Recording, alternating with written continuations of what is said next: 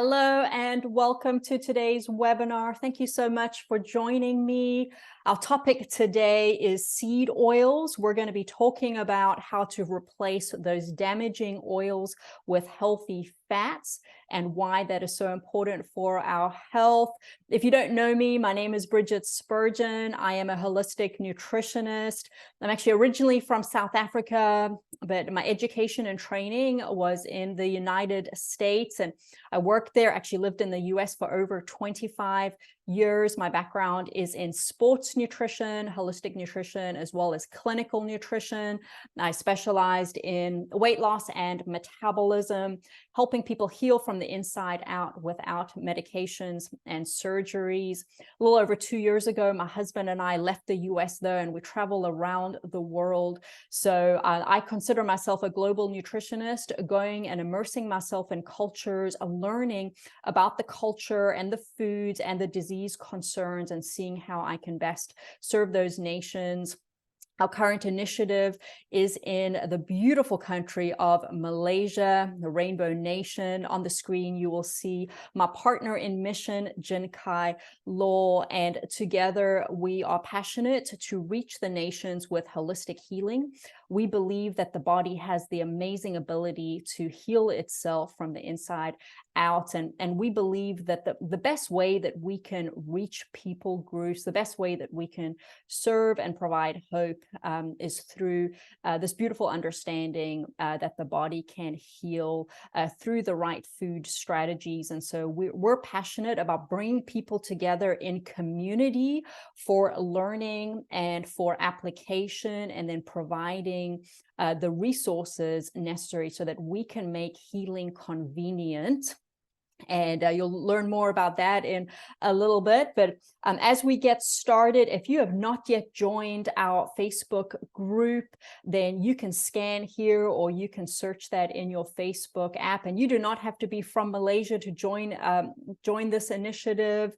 We get to witness something special happening in this beautiful country. And we will be providing many resources. And like I said, currently we're on track to do weekly educational seminars. I've started with this one because I believe that removing seed oils from your diet is extremely relevant today, but it is the number one thing that you can do to start healing your body. It is simple, it is free, and it is something very empowering that you can do in your life starting today. So so keep watching to see how we can do that easily. So let me just see how to move my slides here. There we go. And as we get started, so you can just hear our heart and our message. Our message is really hope. And the best way that I can explain this is through sharing some testimonies of the clients that I work with. And I just wanted to share Ananda's story. He is originally from Nepal. He currently resides in the US. He's a young guy. He came to me in his early 30s, really at a standstill in his health and not knowing what to do. He was referred to me through a previous client. And he, looking at his lab values, his triglycerides were through the roof, inflammation was up, his thyroid numbers were incredibly out of range, testosterone low, some issues with fertility markers. It just goes on and on. Was struggling with weight gain. He actually said, since changing his nutrition, moving to the US, he just continued to gain weight and didn't know how to make it stop. And it was clear to me that looking through his labs, that he and his wife were trying to get pregnant, although he had not necessarily communicated that to me up front, but I could tell by his labs. And so we started a journey together, and within 2.5 months, when he retested his labs, they were all back into normal healthy range where he did not need medications. But in fact, honestly, the medications hadn't been working for him in the first place when he came to me. And we were able to completely transform his nutrition, but also his health. He lost 30 pounds. And then we ended his program, and he was doing really well. We didn't speak for a little while, but I remembered that I didn't get a before and after picture for him, and I wanted to use it for my website. So just a few weeks ago, I sent him a message and asked how he was doing, and asked if he could send me his before and after picture, which he did. And you see that weight loss transformation then. And then he included the picture on the right here of he and his wife. And he wrote out the message, and honestly, as I read it, I got tears in my eyes, because he said, "Thank you, Bridget, so much for your help. You provided a miracle in my life, and because of the weight loss and the nutrition changes and getting his labs in value, that his wife is now pregnant." So they are now pregnant with their first child and ready to start a family. And really, for me, that's what it's all about. It's about truly helping people, impacting their lives and their future in a meaningful way. But really, our heart here is because of the current crisis that we see right before our eyes, and it truly is a global health crisis of chronic disease. When I'm 47 years old, or about to be 47, and growing up, hearing of someone with cancer was very rare. Diabetes was very rare. Walking around, we didn't see obesity all around us. It was a very different world. And sadly, now chronic disease has become the new normal. A very high percentage of people are on medications and have diagnoses even at a young age. If you just think about the people listening to my voice right now, you're either have been diagnosed with a chronic disease, or you have someone in your close circle or family that have those. And that is very sad to me. That's not okay. And I will do whatever I can to fight this disservice to mankind. And so that's why I'm so passionate about what I do. Really tied to chronic disease is metabolic dysfunction. I believe the two foundational issues that we have is inflammation and metabolic dysfunction. Metabolic dysfunction, we see that with obesity, diabetes, but those are the obvious ones. But really, a lot of people have insulin resistance, and they don't even know it, because they do not do the necessary testing, have not been diagnosed. But a lot of people just walk around with low energy and a sluggish metabolism, and don't even realize that has just become their normal. Then we look at mental health. The current state is extremely sad.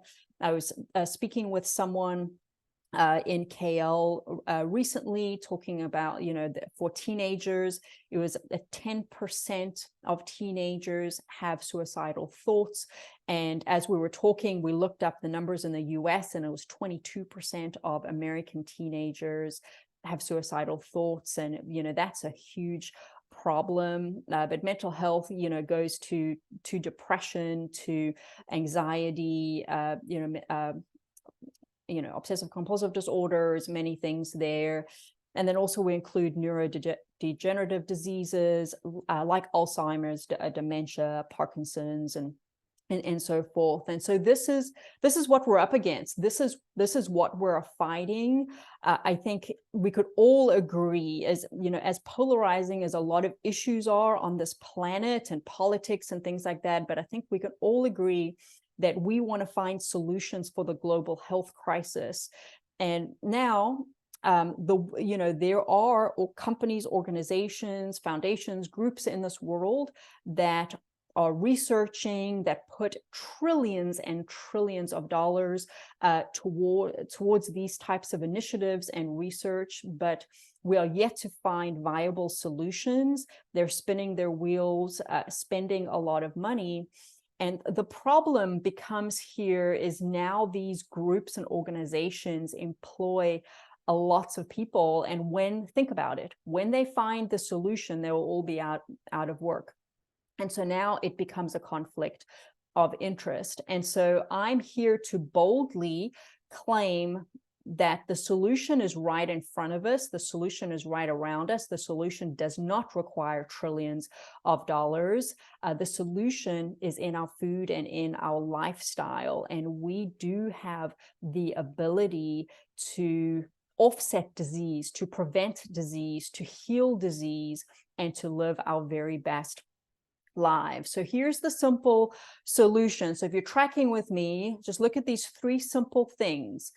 So if we can check these off, have a whole nutrient-dense food diet that's free of genetically modified organisms and pesticides. So eating organic. So that's pretty easy and simple. If we can grow food, eat local food around us, not spray it full of pesticides and herbicides, and not use GMOs, like this just goes back, we were attaining this 50, 80, 100 years ago pretty easily.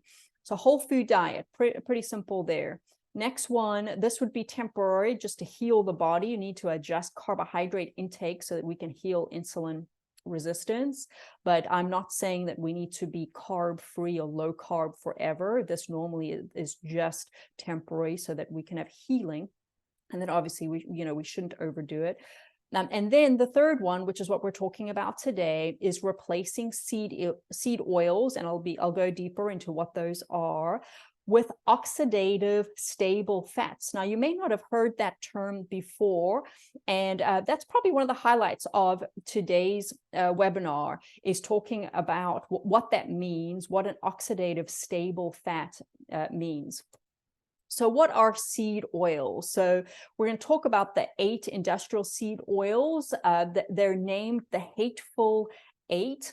Dr. Kate, she's written books about this, and I think she was the one to coin that name. But they've really popped up in the literature, in the books and blogs, and have become pretty popular in the nutrition circles. So we're going to talk about what those are and what that means. So let's understand that first. So one, these are polyunsaturated fatty acids known as PUFAs. Those are PUFAs. I have a diagram that follows this, but they're omega-6 and omega-3s. So specifically, the seed oil group comes out of the omega-6 group. So they are omega-6 fatty acids. Those are considered essential fatty acids.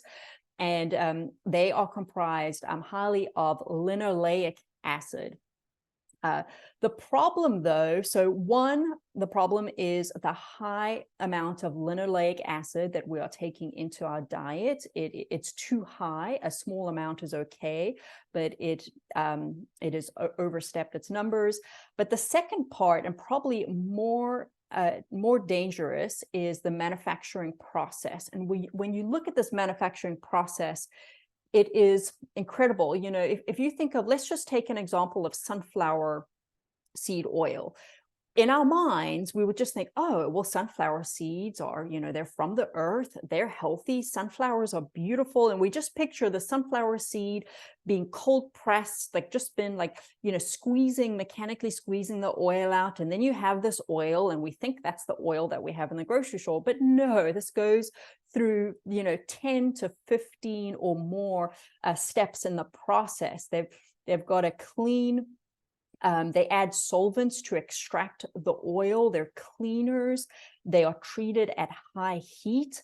They are bleached so that the oils look clear. And then one of the final steps is they are deodorized. And actually, the process of deodorizing leaves toxins in the oil that cannot be removed. You see, you've heard some people hear me say this, it's the things that are out of sight, that are out of mind, that are creating disease in our body. So one, if we look at macronutrients, we're very aware, if we look at our plate, we're aware of the protein on our plate, or the vegetables on our plate, or the rice on our plate. We're aware of the food that we can see, but we don't think about what that food is cooked with, namely the oils or the salts or the sugars, right? And those are the things that are normally dangerous. But we look even deeper to the oil that sits in our pantry, and it's the toxins in that oil that you will not see those on a label. We have no clue that they are there, that are actually the ones that are causing inflammation and long-lasting damage in our body. And the other thing that I'm going to talk about today, which a lot of people are not aware of, is the polar compounds that come after these oils processing that have more recently have been studied. So let's go through the 8 so that you know when you're looking at ingredients and when you're making choices, these are the oils that you want to avoid at all costs. So we start off with canola oil. This is the oil that comes out of Australia. It comes from the rapeseed. So you also may see that in ingredients as rapeseed. If you're in European countries, you may see colza oil, or I think colza might be in another language as well. So look out for those names. This is one that it is carcinogenic. This is one that you want to avoid at all costs. It was really marketed as a healthy oil, as a heart healthy oil. One thing to know too, because some people ask, well, how come these are so bad for your health and bad for your heart? Why does the American Heart Association endorse these oils? Well, if you go back in the history, I think it was 1948, Procter & Gamble, who makes Crisco, they actually, the AHA was just a small organization, a small advocacy organization, but they infused at the time was a lot of money, $1.7 million into the American Heart Association. And ever since then, they have endorsed or not said anything to discredit these seed oils. So the second one being soybean oil. I think that's pretty easy to see on labels, pretty simple. Corn oil, sunflower oil. Now, sunflower oil is one of those oils that I think a lot of people just assume was healthy because sunflower seeds are healthy. But once again, we have to remember that this oil has gone through this processing and has all these toxic byproducts in it. Be really careful because a lot of the organic brands and the quote unquote healthier processed foods out there a lot of times contain sunflower oil, sometimes chips. The chip might look like a healthier chip. It's got organic potatoes or it's using Himalayan pink salt, but a lot of times they're using sunflower oil because it is a cheaper oil. Cottonseed oil, safflower oil, grapeseed oil, that's another one which also I think a lot of people thought that this was a healthy oil, especially I think it was about 10, actually probably closer to 15 years ago. This was marketed really well. It was marketed actually through a MLM company. I think it was Wild Tree, and it was popular, at least in the area where I was living. But honestly, I was never sold on it. I don't know. I just was skeptical about the research, and so I've never really been a fan of the grapeseed oil. But in fact, yes, now they've shown it is not a fantastic oil. The reason why it was promoted is because it has a really high smoke point temperature. So that means it's stable. It doesn't break down at a high heat. So it was a good cooking oil. However, more recent research has actually discredited this line of measuring the damaging effects of oil. So I'll talk about that in a couple minutes. And then this last one is rice bran oil. And honestly, I wasn't familiar with rice bran oil other than knowing that it was one of the Hateful Eight. And until I got to Malaysia, and then I saw it in the grocery store. So it looks like it's a pretty popular oil here. So that is in fact an oil that you want to stay away from. There is one oil that sometimes makes it onto one of these lists and sometimes doesn't, which is peanut oil. So peanut oil does have the linoleic acid. So I think for that reason, it sometimes makes it onto one of these lists. But I know the general consensus is that peanut oil, especially if it is unrefined, is not as bad as these. If it is more refined and processed, then it could probably fall into these categories. So what I want to do, first of all, I just want to give you the big picture of fats so you can understand where these pieces fit together. So I hope this is helpful for you. So if we look at type of fat, the first big categories are going to be saturated fat, unsaturated fat, and then trans fat. So trans fat, we don't hear about trans fats too much anymore, but I remember I first became aware of them. Gosh, it must have been 23. I think it was around the time that I got married. So about 23 years ago, is when I started realizing, oh gosh, there are trans fats in, French fries and margarine and processed foods. And they were required to label foods that are trans fat. And what they would do is if they had less than 0.5 gram of trans fat, you could label it as trans fat free. So you saw how companies started like slipping under the radar with having these trans fats. By the way, trans fats are when they hydrogenate the fat. So they call them like partially hydrogenated oils. So they add hydrogen, and what it does is it actually makes that fat, it artificially makes that fat more stable so that it has a longer shelf life and it makes it solid. So hence the margarine, the Crisco, things like that. So trans fats really haven't been, too much in the eye lately.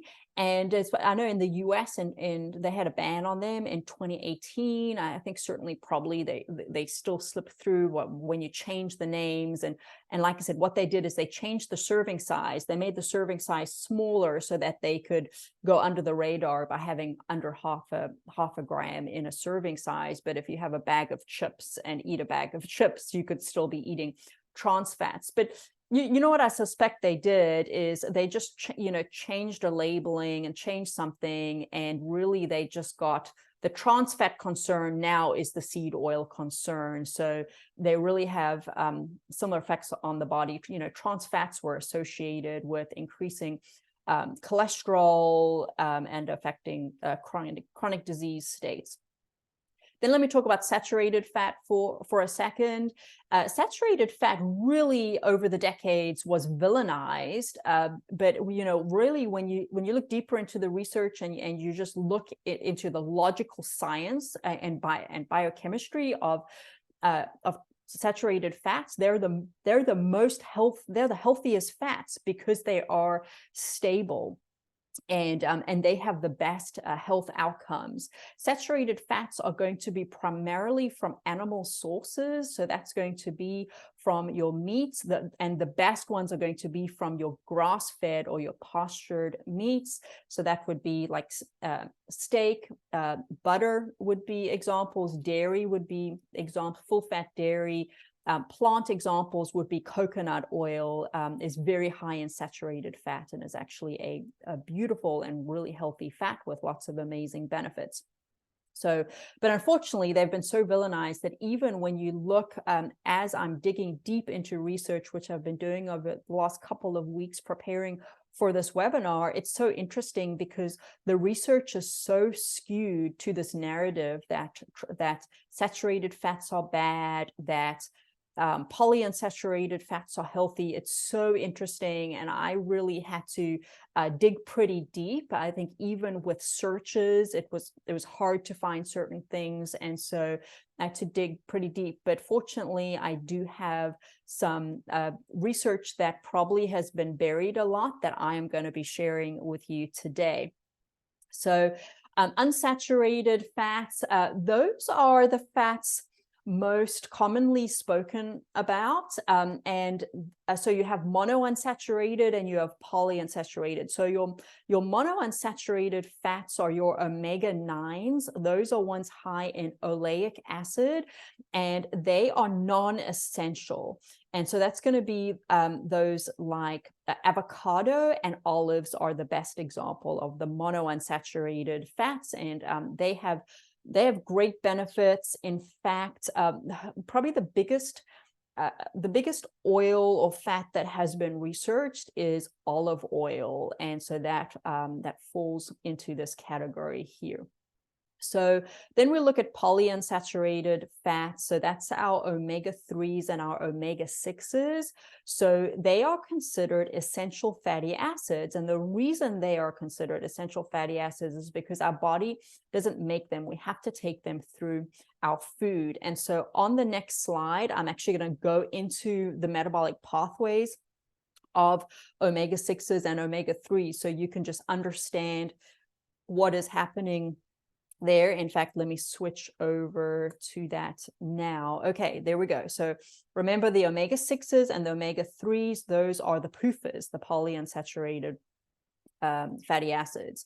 And just for reference, when they've studied these and studied inflammation in the body, what they found is people, and most people, they have a ratio of 20-1, meaning 20 times more omega-6 than omega-3 in their body. So that 20-1, that's generally our general population nowadays with our current food supply. When you have a 20-1 ratio, you're going to have high levels of inflammation. What it should be to have healthy inflammation, it should be a 2-1. That's going to be a healthy range. And so the solution is to decrease our omega-6s and increase our omega-3. So remember that, because that's just a pretty simple solution here. But once again, these seed oils, they fall into they are high in linoleic acid, and so they fall into this omega-6 category here. So if we're putting that seed oil in, that is going to metabolize. And by the way, for these to metabolize, they also need cofactors or vitamins or coenzymes, things like selenium, zinc, vitamin C, vitamin E, things like that. So there are some, that's actually why with seeds and nuts, a lot of those have all of those cofactors already in them, because nature creates our food beautifully. So the thing though is linoleic acid, it actually doesn't convert really well down. So this is going to be kind of the scientific flow chart, but this conversion doesn't really happen well if it goes down to this, you see in the red, the arachidonic acid. Okay, so it doesn't happen. So we end up then having high amounts of this linoleic acid being trapped in our body because it's not converting well. But when it does convert, the end product is prostaglandins. We have different types of prostaglandins. A lot more research does need to be done on prostaglandins, but this is what we know about prostaglandins right now. So they are responsible for to be anti-inflammatory and pro-inflammatory. So you see the prostaglandins in blue, the PGE1, the PGE3, those are anti-inflammatory. So those are going to be good. In red, you have the pro-inflammatory. So that's coming from the arachidonic acid. So here's an example of what that is. For women on their cycle, when on their period, when they have uterine cramping that is painful, the prostaglandin 2, PGE2, is what is responsible for the pain in those cramps. Okay, it's the inflammation from that. Just a side note, that's when you look at what they've done is understanding this, they've created drugs to inhibit the conversion of the prostaglandin. So that's the example of like an aspirin or an ibuprofen, the NSAIDs. That's what they do. An example would be there'll be a COX-2 inhibitor, so they're inhibiting this conversion here to the prostaglandins. There's some natural forms of that as well, but just a kind of side note there. So that's the linoleic acid. So the concern there with the linoleic acid is that then creates these pro-inflammatory prostaglandins. But the other thing that is happening in the conversion process from one step to the next is it has these metabolites coming off, which are also can be inflammatory and can be toxic. So there's just the byproducts coming off. Then we look at the omega-3 fatty acids. So there you have linolenic acid. So that's different to the linoleic acid. Another name that you might see in this pathway would be alpha linoleic acid, so ALA, but sometimes that gets confusing because there is another ALA as well, which is actually alpha lipoic acid is super healthy, which is a different fat category. But so anyway, so this LN then goes to the stearidonic acid, and then it goes down and it makes EPA and DHA. So EPA and DHA are really important fats. They're really important for our brain and for our circulation and our blood vessels. So they have incredible benefit in our body. So this omega-3 pathway is important. And then as we see, the end result there is the prostaglandins, which is the anti-inflammatory prostaglandins. So this is important for anti-inflammatory purposes, but then also for brain health, for our immune system, for our cell membranes. These are all the important values of the fats in our diets. So this conversion also can be a bit sluggish depending on what our body, the nutrients that we have in our body and what we have available. So this is why people will supplement with omega-3 supplements, which directly gives that EPA and DHA. May give the LN and so forth as well. But the best way to do this is by eating fish. So if you're, especially wild salmon, wild herring, wild sardines, the wild fish are going to have higher levels of this EPA and DHA. So there is a take home there. The fish is really an important part of your diet. The other, if you look at some plant-based things that fall into this omega-3 process here, would be walnuts and chia seeds, and flax seeds fall in here as well. I don't recommend flax seeds for everyone, but just because they can be a bit estrogenic. I know a lot of people have just been sensitive to them metabolically and hormonally. So, but especially if you are in just like maybe just before menopause or post-menopausal, the flax seeds can be a really healthy part of your diet and a way to get these omega-3s in there, but also support your hormones. So just a note on that.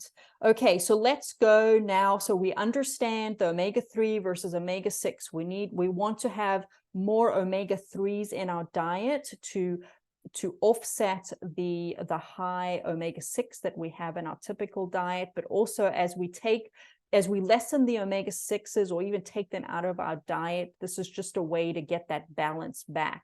So let's go now a little deeper into the research that I mentioned. So this is a really good research review. This is a combination of several studies. I'm just sharing some of the conclusions from the studies. So decreasing linoleic acid intake because what happens is in our current day, most people are upwards of like 19, 20% of linoleic acid intake, like they're over 10%. But ideally, we do need, we need the PUFAs to a certain extent. We just don't need as many as we're taking in. So when they decreased the intake to between 2 and 7%, so which are just more ideal numbers, plus increasing the EPA DHA. So this was a 12-week study, so that most likely was done with a supplement just so that they can control the study better. So 1.5 grams EPA DHA.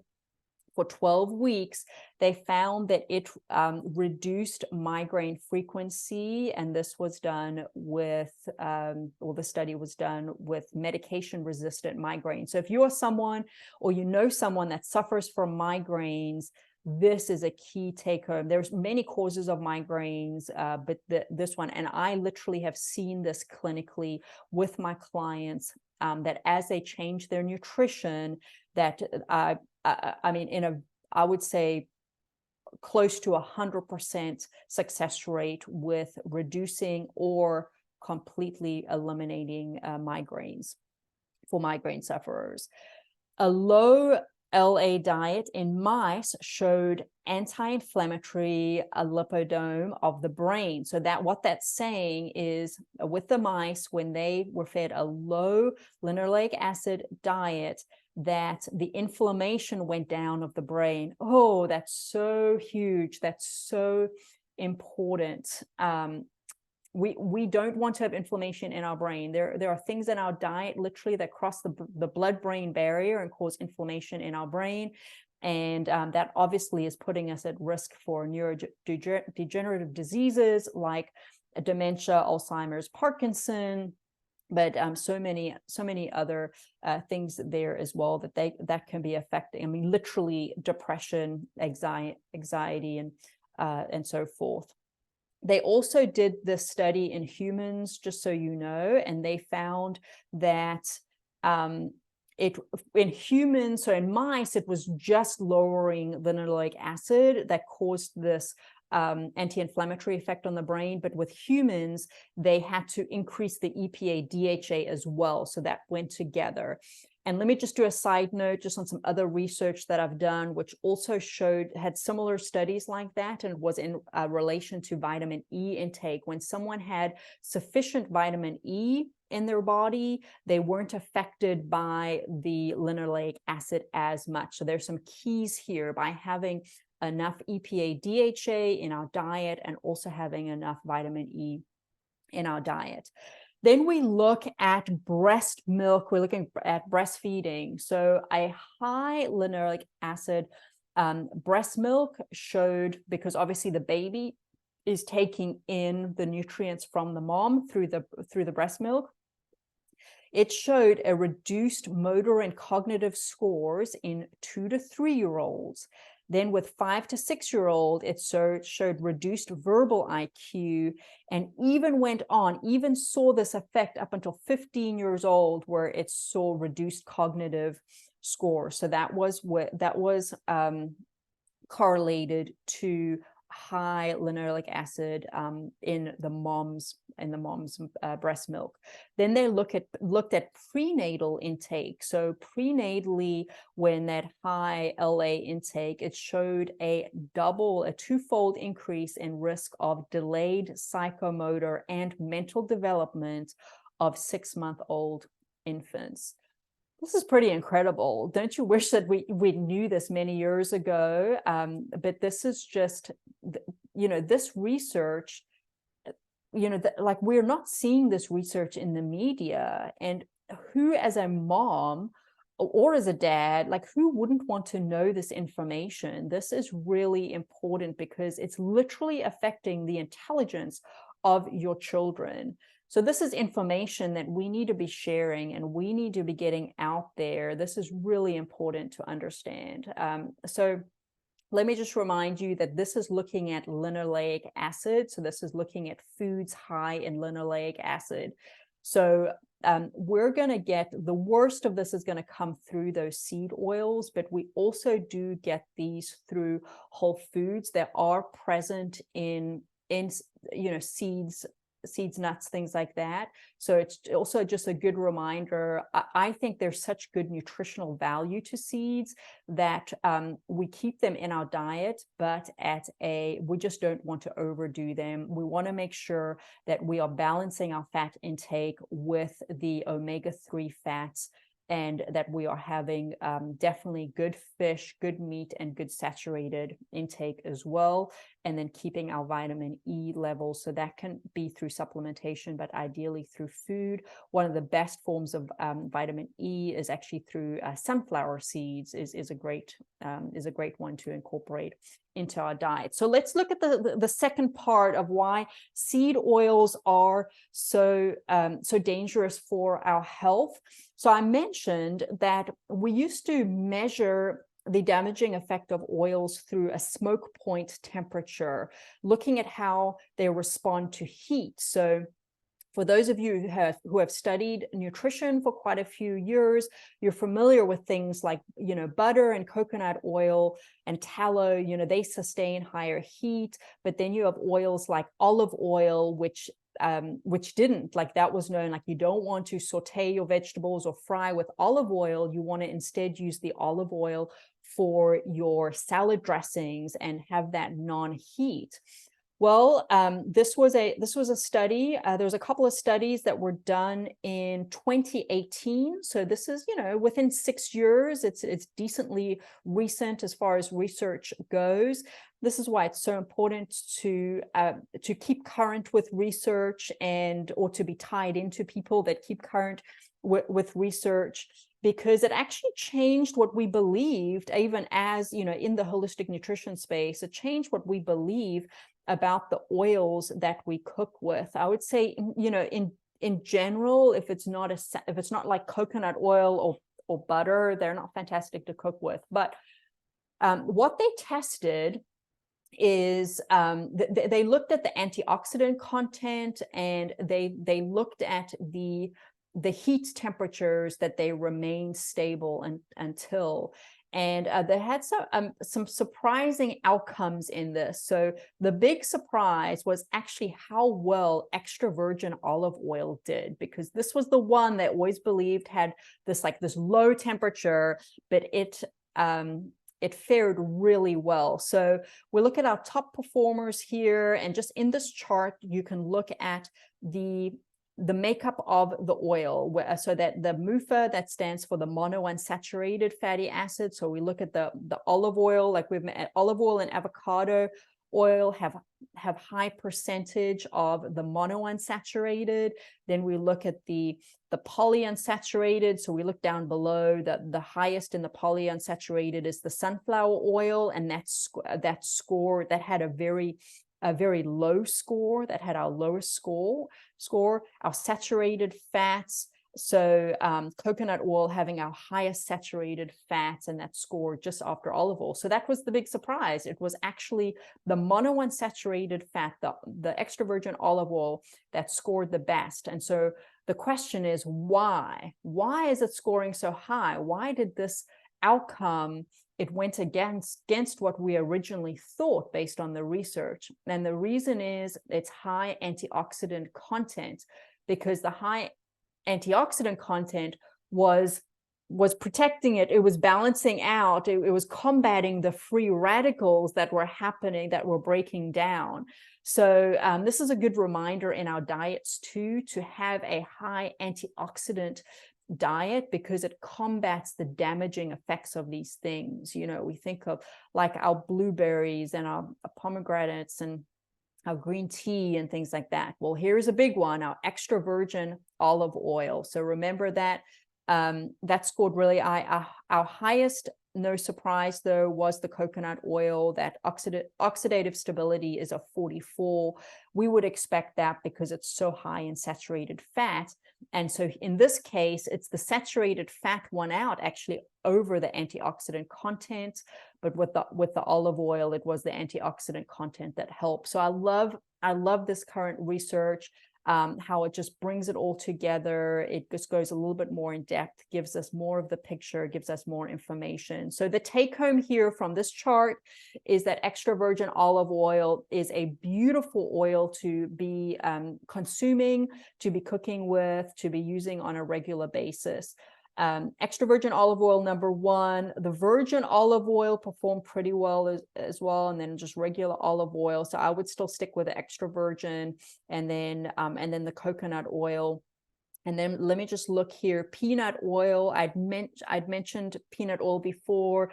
It did perform really well in this study, and I think that is based on, because it is, let me look at it there, it's actually, it's got 50% of the monounsaturated fats. But here's my thing with peanut oil. I personally don't do peanut oil, and my reason is because the peanut crops, the way that they're grown, they are very susceptible to mold. And some recent research just came out literally in the last 6 months. They had to do some peanut butter recalls because of the mycotoxins that were making people sick, and so it contributes to mold buildup in the body, which can have some seriously adverse health consequences. So I personally stay away from peanuts. peanut butter and peanut oil. If you, just as an FYI, the better peanuts are called Valencia peanuts. So if you do a peanut, if you look up the Valencia, those are lower, they have less risk for the mold. Let's look at what else performed well there. Yeah, so peanut, coconut, and then the olive oils performed the best. So then there was something additional that they noticed as they were doing these studies, is that when they were heating the oils, and then even as they were cooling, these oils were producing these compounds, these polar compounds. Polar compounds, they are like toxins that affect the body, and they are associated with neurodegenerative diseases like Alzheimer's, Parkinson's, and even the development of cancer. And so I just share a chart here, which shows the level of, so basically, the higher the polar compounds, the more damaging the oil is. So the oil that performed the best is extra virgin olive oil, followed by coconut oil, virgin olive oil, peanut oil, once again performing pretty well. Avocado oil, let's go down, and then we look at scoring pretty high, 14, the rice bran, sunflower, grapeseed, and canola. Those performed the worst, so with those polar compounds. So that, I just want you to be aware of that research as well. So what are the solutions here? We need to revise our fats. We need to focus on the healthy fats. So that's going to be our saturated fats. I would put priority on saturated fats, and then on like the extra virgin olive oil, so the monounsaturated. So focus on grass-fed meats and poultry for good sources of saturated fat, wild seafood, pasture-raised eggs, grass-fed butter or New Zealand butter, coconut oil, extra virgin olive oil. I should say something. A lot of olive oils, the olive oil industry it's a big industry, and in big industry, people like to cut corners and save money. And so there is actually a lot of fraud. 80% of olive oils are in fact fake oils, because they cut them with cheaper oils like canola oil or soybean oil, sunflower oil, for example. So what we're putting in our body ends up causing inflammation. So I would just caution you on that. Make sure you're doing a high quality extra virgin olive oil. So look for, on the bottle, you want to look for a glass bottle, preferably a darker glass bottle. Look for single source as far as the farm or the vine where it comes from. So look for like Italy or Portugal, France, California. Actually, there's some good olive oils that come out of California, but just look for a single source. Look for a date. Look on that and look for a date. Normally there's a 2-year date on there. And I like to buy an oil that's within that. In fact, I sometimes find oils that are like 2 months from the date, which is really beautiful to have a fresh oil. You can taste the difference with a good olive oil. If you smell it, if you smell the olive oil and it smells like crayons, that olive oil is bad. Then we look at raw nuts and seeds, raw because they're not heated. The heating is what causes the denatures the proteins and fats and so forth. So we want to do raw nuts and seeds. We just need to keep these in. We don't want to overdo the nuts and seeds, once again, because of the linoleic acid. But I do like to keep them in the diet just because they are so nutrient dense. Avocado and olives, organic dairy, or better yet, sheep and goat dairy is really, really great. And I wouldn't necessarily be sipping milk down every day, but a good yogurt or kefir or good cheese, those are important and good nutrient sources in a balanced diet. So just as I wrap up today, let me leave you with some tips so that you can apply. If I could move my screen to the next one. There we go. All right, so start with, and do this today, do this within the next 24 hours, purge your pantry, go through, this is a learning thing here, read your labels, including your supplements, by the way, but go through, look at your your soups, your baking mixes, your crackers, just anything that has ingredients on, go through them, things that you would not think even have an oil in it. With your supplements, look at your vitamin D, especially your fat soluble supplements that are in gel capsules, vitamin A, D, E, K, curcumin. A lot of times they will have bad oils in them, and basically then you're just putting inflammation in your body. So you're going to want to switch those out. Commit to home cooked meals, because you control the oils that you obviously buy, those healthy oils, have them in your home, and enjoy the cooking process at home. When you do eat out, research your local restaurants, find the restaurants that don't use the seed oils, or if you have good relationships with restaurants, encourage them to switch to healthier oils. We in this group, we love Seeds Origin. They use organic coconut oil. Beacon Chicken, you can always check just to verify this, but I believe that they use palm oil. Vita Foods, I ate there in KL with Jin Kai, and they use, I'm pretty sure they use organic palm oil. By the way, palm oil is not a seed oil. It is a very stable oil, and it has been researched for health benefits. But with palm oil, you want to make sure that you are getting the red palm, the unrefined palm oil, not the processed refined palm oil, because that's just gone through that processing, which actually does have bad toxins that are made in that process. So just if you do, if you're looking at palm oil, I wouldn't necessarily get that for home use, but for me, if I know that someone's using a palm oil, I'm okay with that, because it's not as bad as canola oil or soybean oil. But in a restaurant, you can order things that are not made with oils. When you order a salad, don't get the salad dressing. You don't need salad dressing, or just ask them to give you olive oil or a vinegar. If they're cooking eggs or a steak, ask them to cook it in butter instead of oil. By the way, when I've worked with my clients, because none of my programs include seed oils and damaging oils, so we really clean and heal their systems from them, because these oils, they become part of your cell membranes, and we can have the effects for a little while. So we really have to detox them out. But my clients, if they accidentally take in a seed oil in a restaurant, they can actually get pretty sick. And what we realize is really these oils, they're so toxic for us, they're actually allergens, and our body is responding now in a healthy way. It's having an allergic response, which is appropriate, because these are allergens. So you literally can tell a restaurant that you have an allergy. Okay, please remember that, and you're not being dishonest. Like these are allergens. These toxins are allergens. And so when you're in a restaurant, you can just say, I'm so sorry, I have an allergy, I can't use certain oils.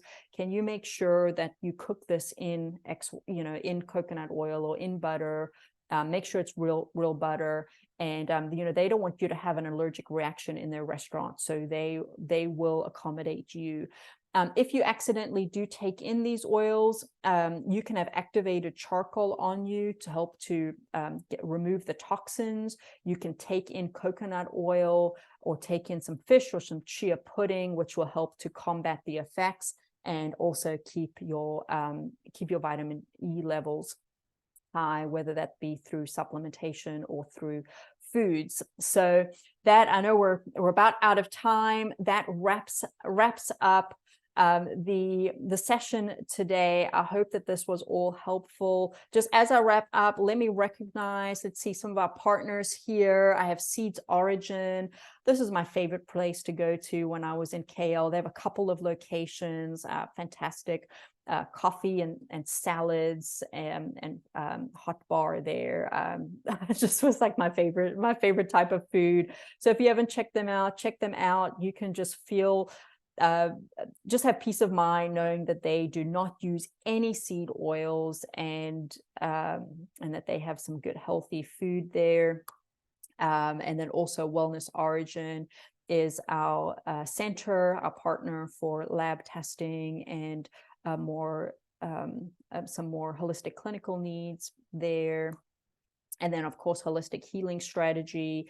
That's a program that I created that I use with my clients. It's an 8-week program to engage in fasting, detoxing, and organ-specific nutrient healing. So it's a way to apply some of these things that I'm teaching you on these webinars. And I have healing pods. We'll actually have a healing pod starting in a couple of weeks. So let me know if you have any interest in those.